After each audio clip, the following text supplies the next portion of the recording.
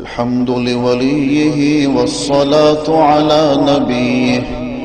والوزن والعدل والفضل والنظم والعظم بالجزم، بوحدته بكبريائه بسلطان وبإعلان وبإتقان وبإيمان وبيان في فرقان، وحده لا شريك له، وحده بوحدة موحدا بوحدة موحدا بوحدة، وحيدا وأحدا بلا مدد وجدد ونصب ووصف في الكمال، لا شريك له ولا نظير له ولا مثل له ولا مثال له،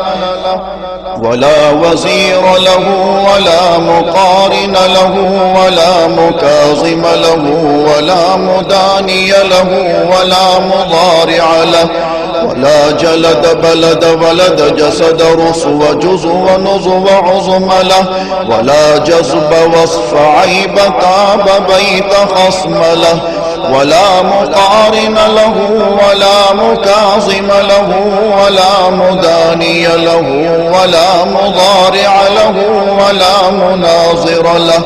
ثم نشهد أن لا إله إلا الله وحده لا شريك له، من يشرك في ذاته وصفاته وعاداته وآياته أو يتبرك بغيره من نبي وولي وتقي ونقي ونسيم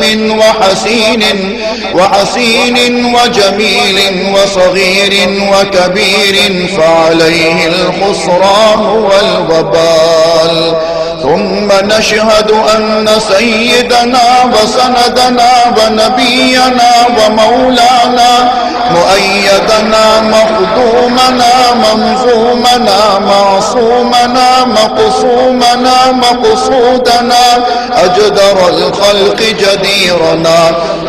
أعظم الخلق وأشرف الخلق وأحسن الخلق وأجمل الخلق وأكمل الخلق وأنور الخلق، من الحسن والصدارة والولاية والحكاية والعناية والهداية والأمانة والإمامة، أعلانا وأجلانا وأتقانا وأزهدنا وأرفقنا وأنورنا وأخدرنا وأكبرنا،